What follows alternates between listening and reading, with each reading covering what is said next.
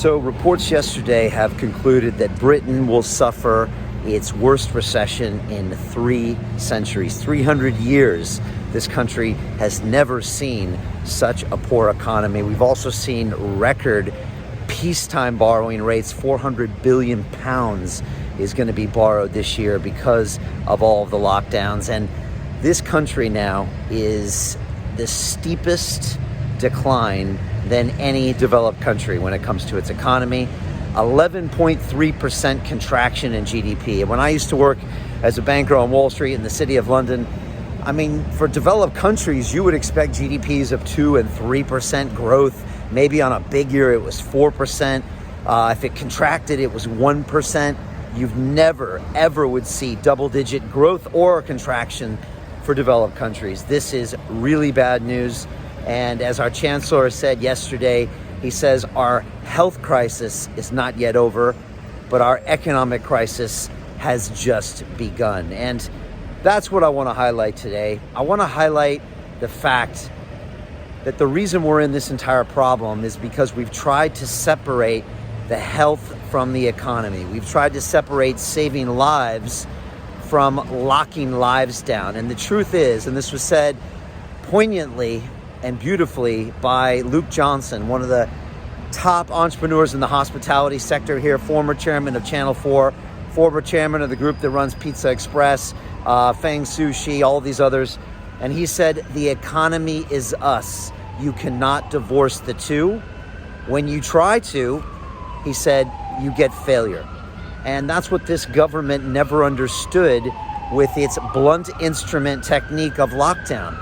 Shutting people away and cutting them furlough checks does not work. The economy is us interacting with each other. It's us providing value to each other. It's the reason a city like London exists. Why do you think 9 million people climb together in one group? Because of commerce. That's why we do it, because it makes our life better. We can contribute. We can have things we wouldn't have out in the countryside.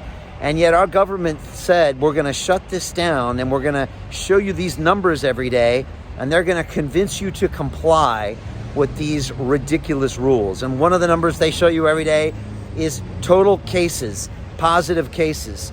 And as a doctor that was recently on my show said, the more you test, the more cases you have. It's quite simple. And testing asymptomatic people or people under 18, Dr. Koldorf said, was ridiculous. The other number they show us every day are deaths, but these deaths aren't quantified as well. The deaths are not told us versus excess deaths for the year. We're also not told the details of the deaths, and we need to have this hard conversation. The truth is the average age of the people dying from COVID is 81. The life expectancy in this country is 82. The people that have died, the number of people that have died under 60 years old from COVID, I think is less than 400. And so you have to really look at the quality adjusted life years of these people that are dying. And were they going to die from something else? And was it related to another condition? Diabetes, heart disease, smoking, Alzheimer's, or was it even that cause that is now as classified as a COVID death? And you're going to see this winter, quote unquote, COVID deaths go up, because any of those deaths could be a flu death last year. It could be another death. And we know that this happens more in the winter. And yet they're going to bandy about that figure and force us to stay into tier 3 lockdown because of it. And the truth is it's no one's fault but our own. It's our fault, because we bought this narrative. We elect these politicians, and we'd have allowed them to steal our civil liberties, to take away our economy. The economy in Britain will not recover until 2025. In fact, it'll still be 3% smaller in 2025. Can you comprehend that?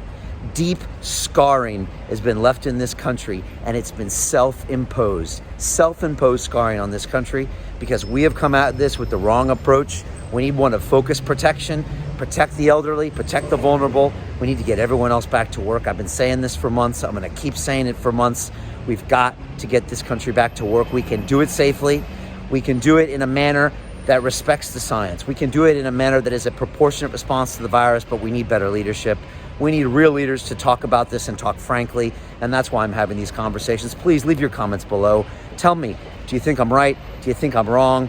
I'm really curious. I want to open up a debate where the best idea wins. I don't care what party it comes from or what person, but let's find a way to get the economy back. Because when we strengthen the economy, we strengthen everything else. Our tax revenues, our mental health, our physical health. We fund our NHS. Everything works when the economy works. And when the economy doesn't work, nothing works, because we are the economy, period. Think about that. Meditate on it. Leave me your comments. Forward this video. We're going to make some changes in this city.